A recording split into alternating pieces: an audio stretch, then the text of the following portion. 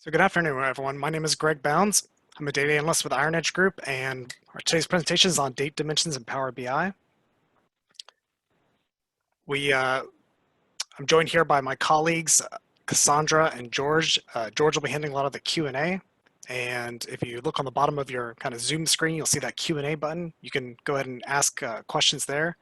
And for the most part, we might be typing responses, or we might save some for the end, or I might answer some live. But for the most part, I'm going to go ahead and focus on the presentation, just because we have a lot to cover in our little block of time. So our behind-the-scenes operator is Haley, so you might hear me refer to her. And let me go ahead and tell you guys a little bit more about me. Oh, I'm sorry. And by the way, this is the first presentation we've for our business intelligence team at IronEdge, but next week we should be doing another presentation, so stay tuned to our blog for details or LinkedIn for details. I believe my manager George will be doing a presentation on key influencers graphic and how to get the most out of it, get the most utility out of it. So a little bit about me. Like I said, I'm a data analyst with IronEdge Group. I work on the business intelligence team. We're primarily data consultants. We work every day in Power BI. We also do a little data engineering.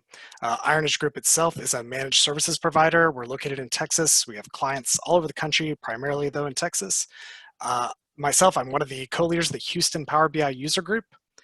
I have a few colleagues also at IronEdge who help me lead that. You can go ahead and Google that. I encourage you to check it out. If you Google Meetup Houston Power BI, you'll find the link.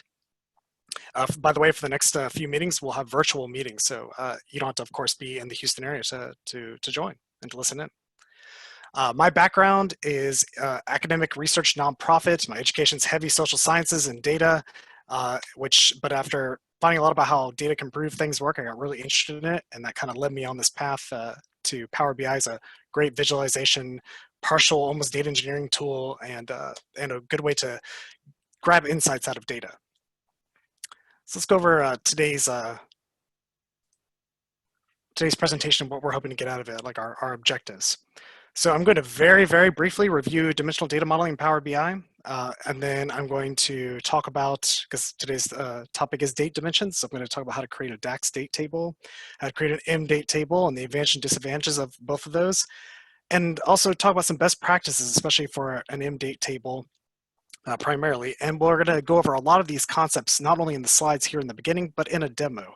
So I'm hoping to spend, and that's, or at least my goal I should say, is we'll spend about 10 minutes here in PowerPoint, hopefully as little as possible, so we can spend most of the time in Power BI, going over things, seeing how things work with date tables and turning your data into a powerful date dimension.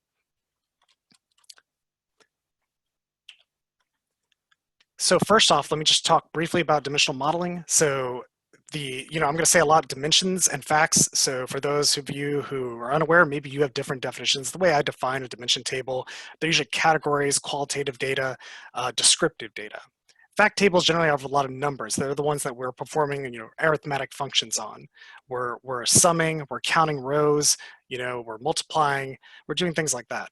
In this model you see in the picture here, which I hope is big enough for you to make out, this is the model we'll be looking at. It does not have a date table at the moment, but the idea here is you see a pretty hierarchical dimensional model, and with a couple of fact tables at the bottom of a sales and the salesperson goals. So a big question that we get all the time at IronEdge, especially in our trainings, is people ask us, do I really need a date table?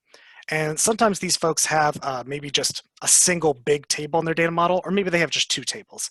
But the point that I think that they're mainly driving home is they've got one fact table, and do I really need this date table? Because they'll ask me for help, and the first thing I say is, where's your date table? So my answer always is yes, you do need a date table.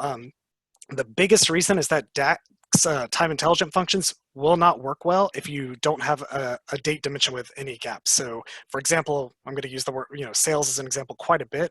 If you have a sales table, obviously, well, perhaps depending on your business, you might have sales every day, but if there are gaps in your sales table, it can really mess up your time intelligence DAX functions. So they won't, and the worst part is they won't give you an error, they just won't calculate correctly. So you definitely want a date dimension for that reason. You want a date dimension that has a row for every day in the year. And when the second big reason that you want a date dimension is for slicing your data. When you don't have a date table, it's really difficult for you to add different types of date dimensions. You want to have a month dimension, a year, month, year, you want to have quarters. All these things are available easily in a date dimension.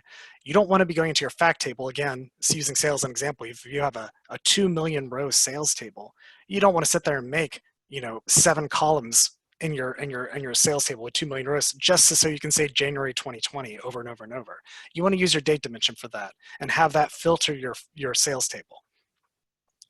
And then the final thing I want to say is that when you do the initial work on your first date table, you can turn it into a portable date table. Well, maybe I should say portable, but it's easily portable to another file. In our line of work, we work on a lot of different Power BI files, and if that's you as well, you want to be able to just start a new file easily and get that date dimension going ASAP. In fact, I would argue that your date dimension should be one of the easiest things that you set up in a new file. So that'll be a big theme of what I'm discussing today is getting going with a date table and having everything at your disposal quickly and easily. So the first one I'm going to talk about is creating a DAX date table. Now, a lot of Microsoft training and sources, this is what they recommend you use as the calendar auto or the calendar function. So the calendar auto function is admittedly kind of cool. What it does is it seems to, and forgive me, I don't know the exact technical details, but it almost scans the data that's currently in the model, and it adjusts a date table, a single column of dates, based on the earliest and latest date in your data set. And you can specify into the future as well for the current year. So that's great, and it's powerful in that regard, but it's a little limited. The other thing you'll often see is the calendar function, where you specify 2 endpoints, and that's where you literally type in calendar, and we'll show you an example a little bit, and you'll have a date, and you'll say my start date is January 1st, 2017, and my end date is 2020 December 31st, right? And again, these are a little manual; they're not very dynamic, although you can make them dynamic with DAX. But when you want to add additional columns here, it gets a little difficult. You're gonna have to create a new DAX column, and you're gonna say make a month of this date, a month function date to get the month number. The year will be the year of this date, and that is really slow and time consuming. You don't want to have to do that if you don't have to. So there's a better solution, of course, of using calendar and the add columns function. And I do want to give a quick shout out here for Guy in a Cube. There's a great video for this, and we'll make sure this is set out to folks, and you can watch this and dive into this yourself for DAX date tables. So this is a little faster. So here we have a quick DAX date table, and I'll demo this in the first part of our demo, where you're setting a variable in DAX with the days, a day kind of day count almost of a calendar function, saying calendar 2016 to 2018, and then passing that parameter, that variable, into this add columns function. And then here, this will create the year, the month number, etc. for you. And of course, you could take this function, and as you learn more and do more, you can add on to it. And you can make your own little date table here, which again, you can easily start with a new file. And you can just copy all this code, paste it in a new file, and you're all set, right? So it's a great deal faster than 1 column at a time. And if you're interested, you can possibly just Google date table in SQL BI, and you don't even need this link. You can probably find it. It's a great. This is just the first example. They have several examples of different date tables, and they really do a deep dive into this function. So I like this because it's a lot faster than the previous example. But I really want to focus today on the M date table. So an M date table, you use a function to generate a date column, and then you kind of invoke it to create a list of dates. This is in Power Query, in the query editor in Power BI. So the function can create all sorts of columns. You don't have to edit the function if you don't want to, but you can add or remove columns to suit your needs if you want. You can build on the function after you create a date table with it. You can build onto the date table and add columns, and we'll look at this in the demo. And the best part is you can copy all this M code and just use it over and over. And that's what we do at IronEdge. We just have a simple text file that has this code, and we just copy paste it, and we get rolling with our date dimension. We don't even think about it. So the best part also is that if you're comfortable in DAX, you're not comfortable in M, you can still use DAX with this approach. You can get started with an M date table, and then in your report builder view, you can still add DAX columns. It's not easily transferable to a new file, but you can do it on the fly if you need to. And I did mention this in the last slide. A lot of folks ask me about DAX tables versus M tables because a lot of people know that DAX is stored in the membrane. And they say, oh, well, you would want to use M because it's more efficient, right?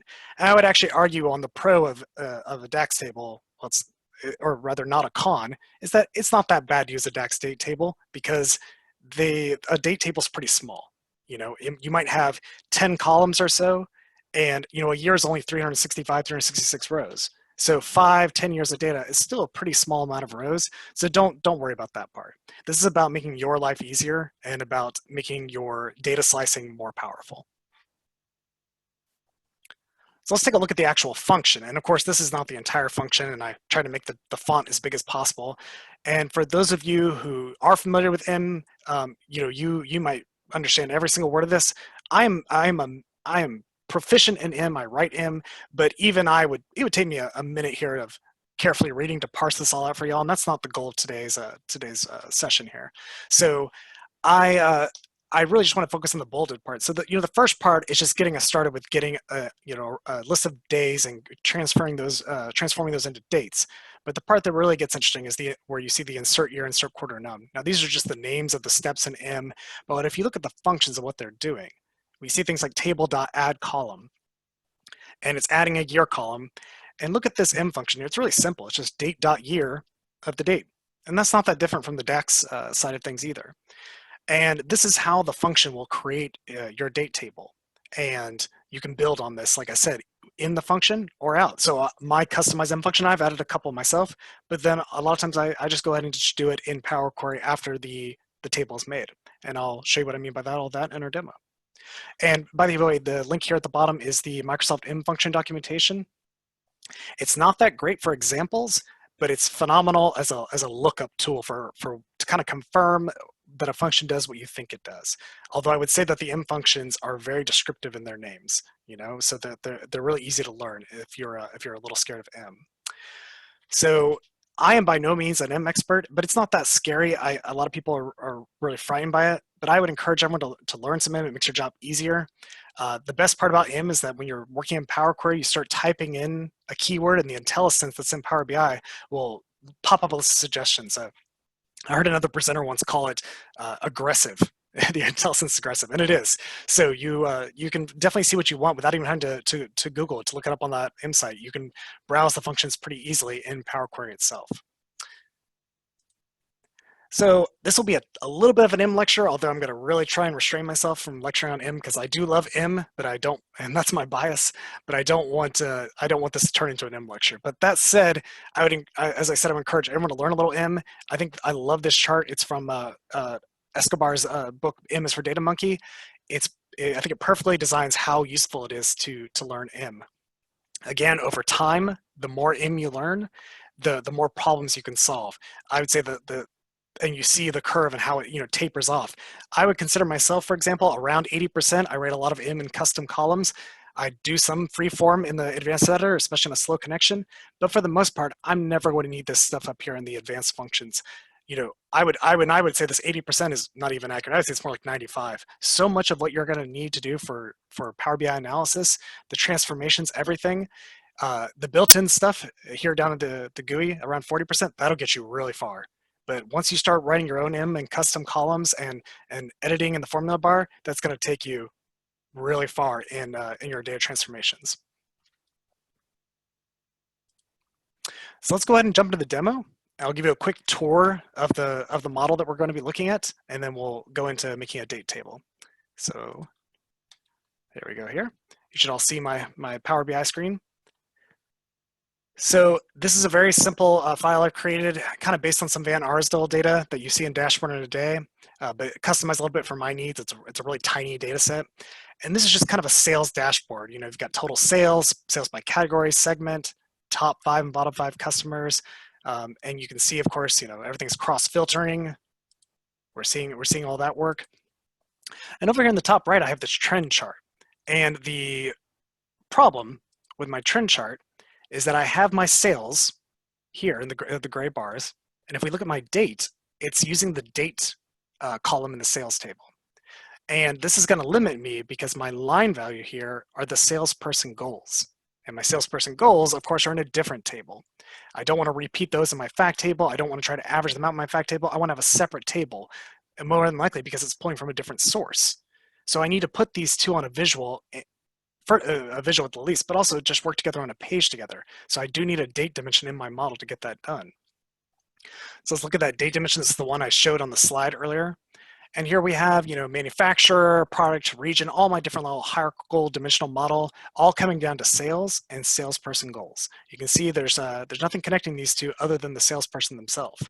So we need to get something to connect the dates of these two so we can do some comparison.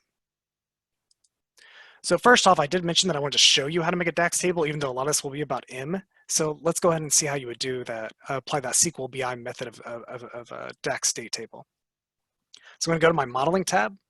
I'm going to click New Table. And you see it's going to prompt for some DAX here. And I'm just going to pop up my DAX calendar here. This is the same code I showed earlier. I'm just going to paste it in here. And let's take a look at what that did on the data view. So here you go. Here's my date table. My date, the year, the month number, month, and so on, right? And of course, if I wanted to add custom columns, I could type them right in here, and it would go ahead and do that for me.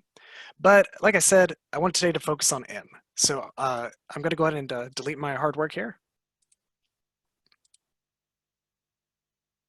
And I'm going to go ahead and open up Power Queries. So how do we use that M function that I've been advertising and boasting about? So we can go over here to New Source. We're going to make a blank query. And first we're going to start with that function, which I have open down here. So like I said, I just keep in my little file. I'm just going to copy. And note if you just paste here in the formula bar, it's just going to read it out like text. So you want to make sure what you do is you go to the advanced editor and just select everything in here. This is just the easiest, fastest way. Paste it in here. And now we see the actual function show up with the parameters. And I'm going to rename this date query. This is super important for later because when we reference this function, we want to make sure that it's referencing the function's name of date query. So real quick, I want to show you how to do this manually. So if I want to type in 01/2018, and of course I could use the end date picker here. Let's say April 17th. I invoke this.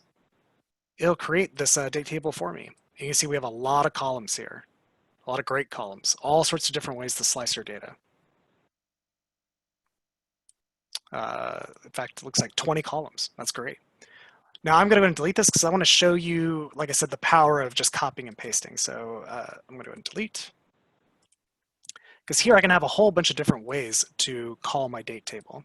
So my go-to example here is this, and I'll show you what it looks like when I paste the code.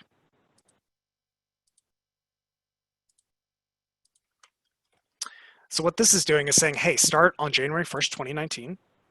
And then if I've kind of tried to space out the M code here so you can follow along. This is saying grab the date time right now, and then grab the date. So today is April 3rd.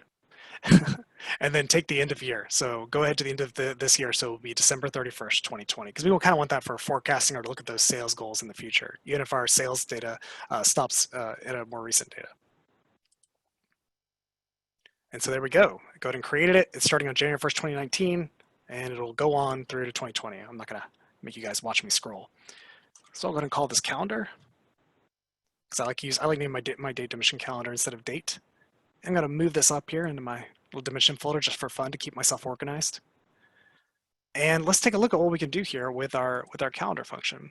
So, oh, and by the way, something I always want to mention is, and inevitably someone will ask this in a Q&A or kind of thing, is what if I want to have this really dynamic where it's looking at the fact table? You can actually, on this end date here, you can actually have this look at the maximum date in the fact table and grab that. So you can have it based on whatever the maximum date is in your fact table. It's the function is list.max, so you can check that out. But for our purposes, we want to go ahead and go through the end of the year. So let me show you how easy it is in Power Query to make some dimensions. You don't have to write any of them. I'm just going to use the GUI, right? So I'm going to go ahead and just make something like year. I'm going to control click and say quarter. And I'm a big fan of the text month short. So I'll go ahead and do that. I'm going to say add column. I'm I'm going to merge these together, right? I'm going to say a space. I'm going to call this YQM. And it went ahead and inserted that for me. There you go, 2019 Q1 Jan, all set. That easy, right? And to show you kind of the custom things you can do, and I'm going to just copy paste this one from my notes, just so we don't spend a lot of time of you guys watching me type out code. I'm going to go here to add column and custom column. And this one I'm going to call adjusted quarter. And this is a question I got, last year where someone said, yeah, these quarters are great, but my quarters are, July through June. And I said, oh, that's not too bad, Uh-oh. There we go. I think I had some funny spacing for my file. Let's see if that should work fine. Yep. So what this does is just say, hey, Q1, if it's a July through June financial year, then we'll say, July is or January's Q3 through Q2 in December, and it's that easily done. And if you just look at the code, it was just saying, hey, if the quarter number is less than or equal to 2, then add 2. Otherwise, subtract 2. That took me about 3 seconds to write that code. So again, don't be scared of M. These kind of if-thens are pretty easy to learn. But let's go ahead and get back to our model. So I'm going to go ahead and just close and apply my changes here. Create my calendar. Now the first thing we got to do, of course, is we need to connect our calendar table to our model, right? So I'm going to go ahead and create date to date. I'm going to do it the old drag and drop method, which is always a little scary. There we go. All right. And then a lot of folks ask, do you need more than one date table, even more than one date? No, you can use the DAX function use relationship. And if we have time, which I don't think we will try and talk about that. But if you drag another date, this is my ship date. Like let's say when I'm shipping a product, it creates an inactive relationship. And we can reference this inactive relationship with use relationship. So this is still useful to us. But for now, we're going to focus on our sales date. And now let me get my goals in. So I'm going to drag date here to month for my salesperson goals. And there we go. So I'm all set there. Now let's go back and look at our visual, which looks crazy now with our sales date. So we're just going to get rid of that. And now we're going to add from our calendar table, our new date function. I'm going to get rid of the day. We don't need that kind of level. So year, quarter, month. So now when we start drilling in, we can see much better data here. We have 2019 Q1 through the end of 2020. Our sales, I had the sales table going through a couple days ago. So this is going through April. So we can start looking at our salesperson goals. And of course, if I start selecting different salespeople, you now see that instead of being a flat line, my sales goals are adjusting for the salesperson in question. So this is great. This is exactly what we wanted, right? So let's go ahead and add some date dimension controls here to our table. So I'll go ahead and add a year. If you want to make it a little fancy, you can. I would suggest going and changing it to the horizontal orientation. Make nice little cool looking little buttons. And then I'm going to add my months too, because I want to be able to slice by my months. So I'm going to change that to a slicer. And again, let's go ahead and make that horizontal. That looks a little more fun, right? Now, one thing you'll notice, of course, these are in alphabetical order, right? So that's a problem. So let's, you have to do this with any date table you add in your model. You'll have to go to your date table, DAX or M. You're going to have to sort some of these columns. So my month short, I want to choose a sort by column. So you just click on the column and choose your sort by option. And for this guy, you're going to choose month number. And for that new column we created down here at the end, this YQM, this guy, by the way, month number is going to be your go-to often, and your other one is going to be start a month. These will go ahead and sort it all for you anytime you have text involved. And see, now we've got everything sorted just how we wanted it, right? Through January. And then finally, I just want to touch on for these slicers, I select 2020. I do have some data here for the goals, but I don't have sales. And if you want to limit that, a lot of people still don't know about this feature they added recently. You can go ahead into your filter pane, select the slicer, and filters on this visual, right? I'm going to go ahead and drag over my total sales amount, and I'm just going to set it to be greater than 0. And you see now my slicer will update to only January through April for this year, and I click on 2019, and they all come back, just in case there's any confusion with anyone about where you're missing dates. So you don't have to worry about that with your date table. You can adjust it right there in the slicer if you want to limit your report user selection. So this fixed my data model pretty well, but I do want to go ahead and just touch on a few more fun things that we can do. So from a story standpoint, I guess we could say if we had a need from our report users saying, okay, I want to omit weekend sales. My weekend sales don't count because they are those aren't assigned to any one salesperson. So I want to make sure that the salespersons aren't getting credit for sales on the weekend. Those are just randomly assigned. So let's go ahead and take a quick look at this, and I want to show you what the IntelliSense looks like for this theory, or use case, I should say. So I'm going to go ahead and click on my date table again. I'm going to add a column. I'm going to say custom column. We're going to call this guy is weekday, because we want to see if this is a weekday or not. And I just first want to show you what happens if you just use one of these functions. So if I just type in the word week, I see some columns that are in my table for week, but I also see some functions. And this looks good right here, this date.day of the week. So I'm going to say, sure, okay. And I know I want to reference my date column because I just want to see what this does. And note, I'm not done here yet. I just want to see what it does. And there we go. It just gives me the day of the week, 0 through 6. So I want this to be a simple flag for me, though, of 1, 0. So I'm going to go ahead and just convert this real fast and change it into if then. And for speed, just to make sure we're going, I'm just going to copy my code again.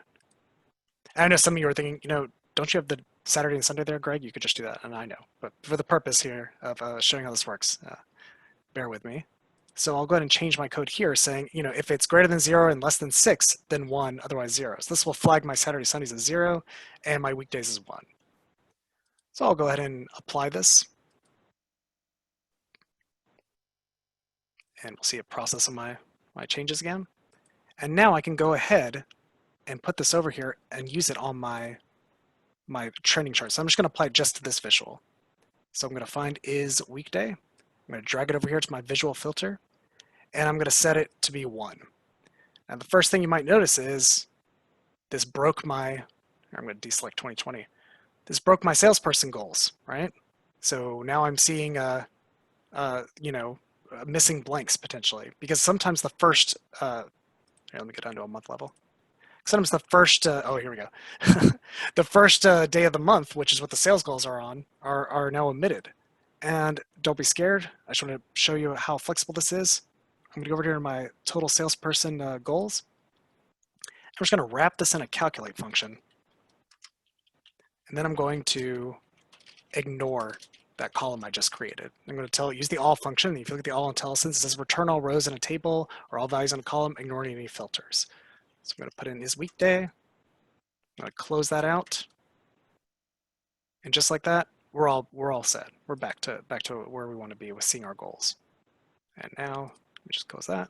I can go ahead and select a way to see my 2020, my 2019 goals for any of my salespersons in question.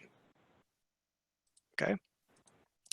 And I think about at that point, we're pretty high up on time. We can definitely want to save some time for some Q&A, and we've got a few minutes for that.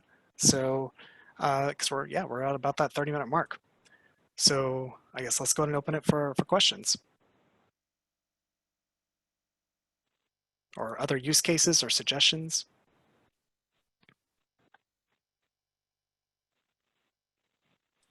And while you are doing that, I'm going to take a sip of water. I've been talking a lot.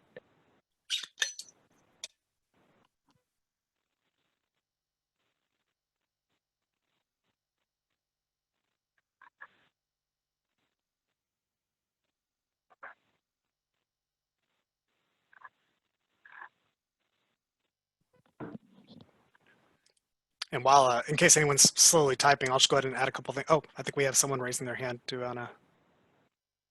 Excuse me, I'm the presenter and not the moderator. I'll let my colleagues behind the scenes, if they're going to unmute someone or call on someone.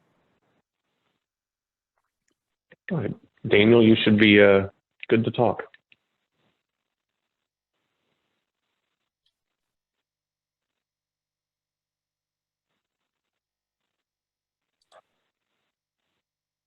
Is he unmuted, George? I just clicked unmute.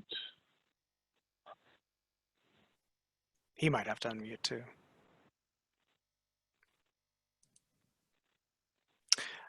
Okay, can you provide a link? So I'm going to go ahead and answer this question live. Can you provide a link for the recorded webinar?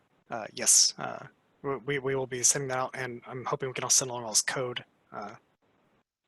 We can pass along the M function as well. And I know I went through a lot kind of quickly, right? So it's a little bit to keep up. Okay. Oh, Can you hear there's me Daniel. okay, Greg? Yeah, I can hear you, Daniel. Go ahead. So in the visual for the trending total sales and total items, Mhm. there's the gray bars, and then there's also the dotted orange line. Is Mhm. that the year?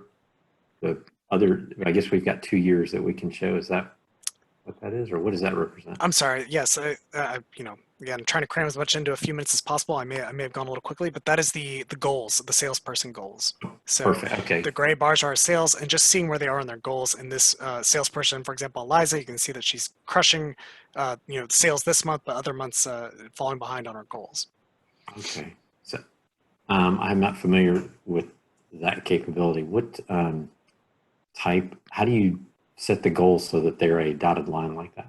Oh, like the stepped line. Oh, sure, yeah, I love the stepped line. By the way, it's so It's yeah. So I'm cool. just using a little cluster bar chart. You can go to the formatting pane, and if you go down to I want to say shapes, and it's right here. It's called stepped.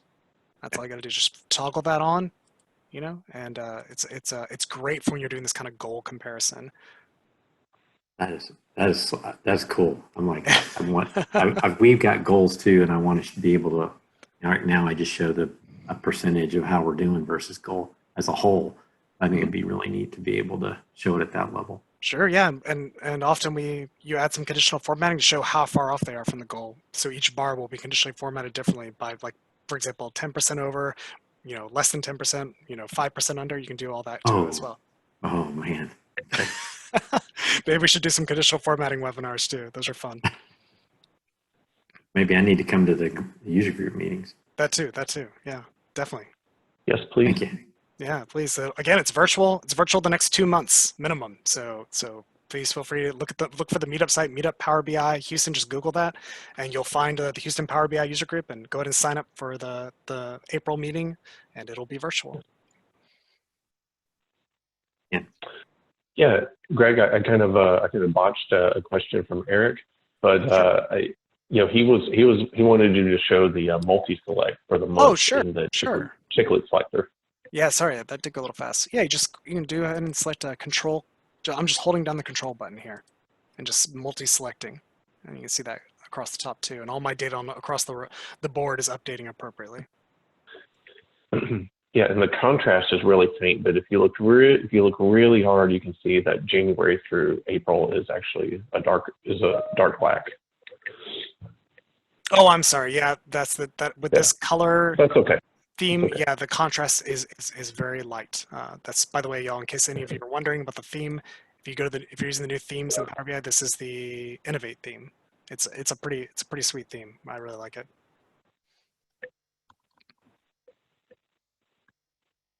All right. Any other questions? Feel free. I don't. We ran out of time. I do want to mention one other great thing. I won't demo, but I just want to mention it.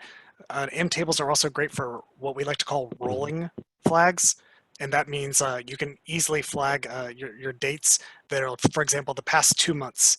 So every time your data set refreshes, it'll say, I want to flag the last 2 months through today. So it'll flag February 1st through today, and then every day that will update. And then finally, let's say when I would get to May, I could have it flip over and say March 1st through May 1st, March 1st through May 2nd. And we get those kind of requests at IronEdge all the time from our clients. And it's great for kind of these trend charts too. A lot of times people don't want to see all 12 months or anything at once. They just want to see the past 2 or 3 months and a lot of times also what's coming up the next couple months. Let's see. Okay, Anthony, where do we sign up for those upcoming webinars? So I think I might have to have some help from our sales and marketing team here on that one. We do advertise them on LinkedIn on IronEdge. If you follow us on LinkedIn, anywhere else want to help me out here?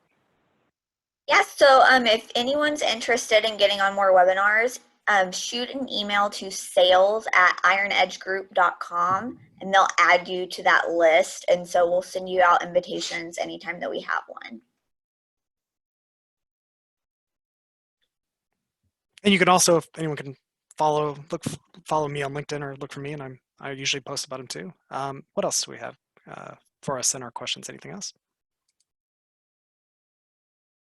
I think we're good. And for those of you, I'm just tuning in I'm just using Q&A for the first time, so I'm learning along with all of you. Well, I think that's it. We are now about 40 minutes, so we definitely probably want to call it.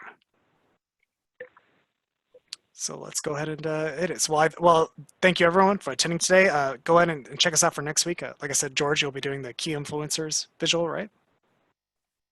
I will. We'll go over the really how to get the most out of the key influencers visual. And if you guys have never used it, it's really quite amazing. But there's some tricks that we can share that'll make it even better than it is out of the box.